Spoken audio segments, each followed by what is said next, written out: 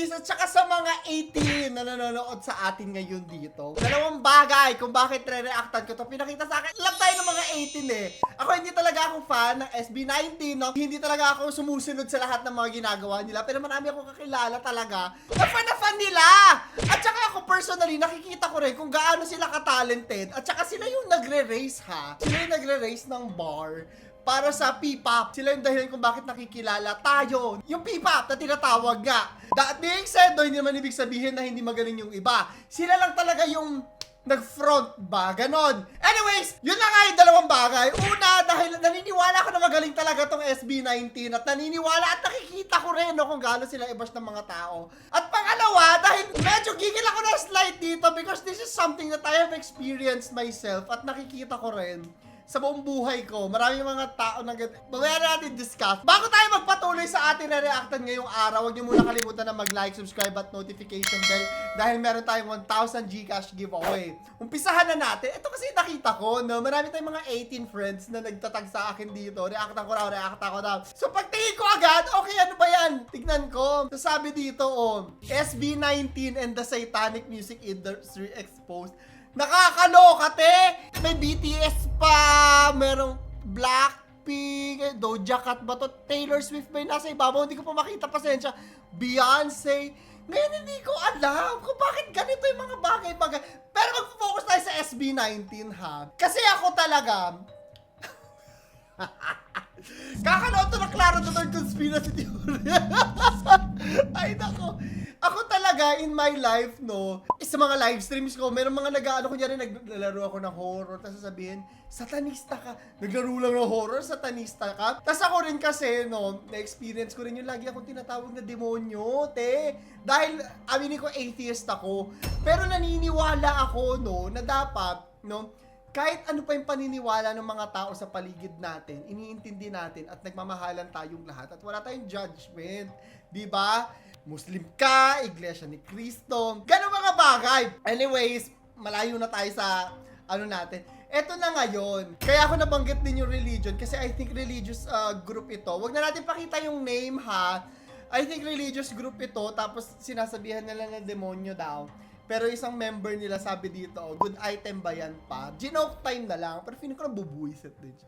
Na-experience ko rin kasi yan as an atheist, no? Especially nung mga panahon na okay na akong sabihin na atheist ako.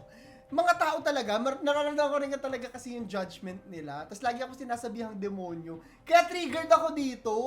Nananahimik ako, te. Parang feeling ko iniisip nila pag uwi ko, nag-aano ako. Nagdadasal-dasal. Antichrist ka ba? Naman na pulot yan, girl!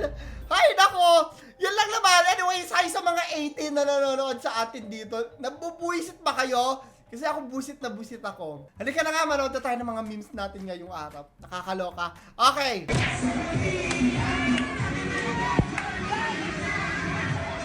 Para ka makailan na, di ba, may mga lola nagdadrive din tayong na-reactan. Ayan, nakakatuwa naman. Yan din yung goal ko, te. Yung wala ka nang iintindihin. Kakain na lang kayo sa Mary Grace. Oh, Wednesday na! Libre ang sine! Ganon.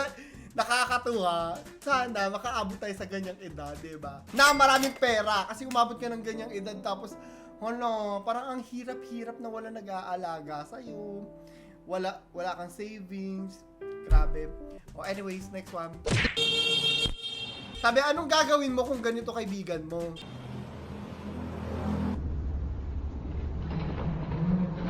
Ide-demanda ko kasi hindi magandang biro yung ganyan, te. Hindi nakakatuwa yung ganyan. Isang pagkakamali, malay mo maparalisa ka pa, madisgrasya ka pa, masira yung motor. Magkano rin yung motor? Sabihin natin hindi sasakyan yan, mas mura lang sa sasakyan yan. Pero malaking gastos pa rin yan, malaking pera pa rin yan, te. Didemanda ko sila. Para may pera ako. O ito, ano to? Tay. Ano ba yung tang-ina sa... Pinakita sa akin to na kapatid ko dati, mga... Ang benta sa akin ng tang-inasal. Yung mga nalalaro ng Roblox, pambata daw! Pero puro ganda! Tang-inasal. Tang-inasal. BNP. Anong shop Happy tong Bee. Sila po. Anong shop tong Hexagon? Octagon! Anong shop tong Hexagon? Octagon, Ayun. Octagon. Ito, Dose Coffee. Ano ba ito? Ano pa to? Ano ba tayo? Ano ba to? 24/7. Asan? Ito, 24/7. Ang sarap ng tawa nung naglalaro. Alam mo, isa sa mga pinakamasarap na feeling yung pag may mga nakasync kang tao sa online world, tapos magiging friend mo sila. Kaso kinalaunan mawawala rin isa-isa. Malungkot, pero ang saya ng mga ganitong moment. Ano lang, hotel songs? Mobile, very mobile. Papasok na yung tawa niya at hindi na palabas. Ang sakit ng tiyan ko. Matangin. Sherry Mobile! Aragay ko! Ang sakit na tiyan! Ito, Mickey makulit. Ano yung Mickey makulit? Hindi ko alam yan. Hotel sex. Hotel sex. Hotel Segs! Ang akalaka! Hotel sex. Ang sakit ng tiyan ko. Ewan ko sa inyo. Aragay ko. Alex!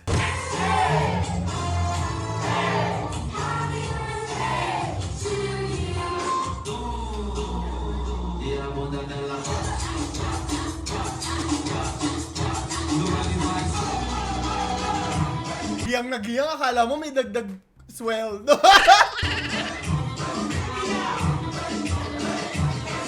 May mga tao talaga na mga natutuwa talaga pag nagsasayaw ng mga TikTok, yung mga ganito. Hindi lang talaga ako isa sa mga tao na yun. Hindi ko alam kung bakit.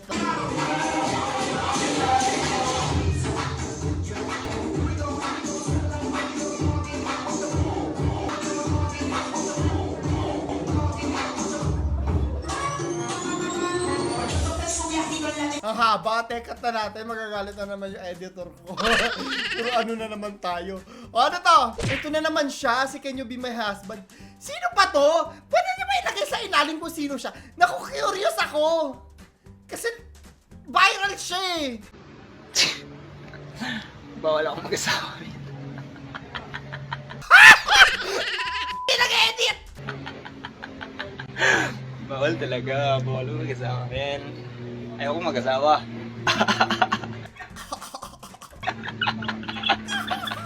Hindi ko magaya, sorry. Sino pa yan? Ay, naku. Tigil-tigilan mo na muna yung kalandian mo na yan. Gamitin mo sa tama yung oras. Ang cringe nitong lalaking to, no? Ang cringe ang mga pinagsasabi. Akala mo, nairita ako. Bata niya, makakala mo naman parang 550 years old na yung wisdom niya. Nakakaloka. Ewan ko, nababuisit ako pag nakikita ko. Next one. Myron. Wala. Myron! Gag!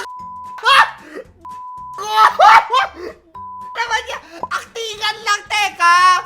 Pero may ganyan ha, ako rin, nung dating ma-acting ako sa ABS, minsan nadadala ako, hindi ko alam na umaarte pa ba ako. May ganun talaga eh. May ganun talaga. Share ko lang. Next one. Pakababoy naman nito!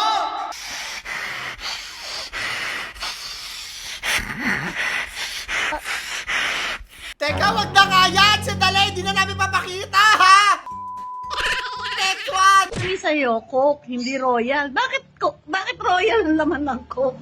Silyado pa, oh! Oo nga, no? Ano ba yan? Buksan mo, anak. Buksan mo. Oh, may tunog-tunog pa yan, ha? Oh, tingnan mo, ano ba yan? Coke Royal. Yan. Kasi isa lang din naman yung nag-ano nun eh. Isa lang may-ari ng Coke, Royal, ano pa ba yung isa? Mountain Dew? Tama ba ako? Baka nagkapalit-palit lang ng bote. Next one. Kakagising ko lang mula sa pagkapikit. Ako intek pero matay naniningkit. At alam, Kakagising lang ng vampire. Na magkakatulog. Ewan ko sa'yo. Next one.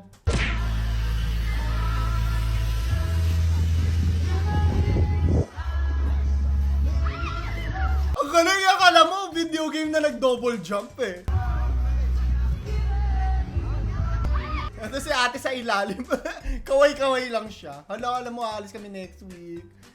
Magbabakasyon ako, kakalimutan ko muna yung mga bagay-bagay sa buhay. Parang gusto kong gumawa ng reaction videos doon.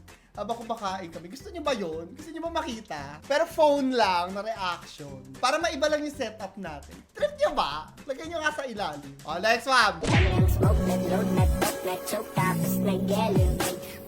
Hoy, sa malaban. Ah, tira. Shoot, shoot, shoot, shoot. Shoot. Ngayon ko lang napansin yung buhok. Ay, dako. Anyway, sila po yung video natin para sa araw na to. Sana nag-enjoy kayo today at para sa question of the day natin, ha. Kayo ba? Nasabihan na ba kayo na ganito? Yung demonyo daw kayo? Ganyan, kagaya sa SB19. Ilagay nyo sa ilalim. Eto si Clara the Third. Hi sa mga 30s natin at saka sa mga 18s na nanonood na dito. I love you.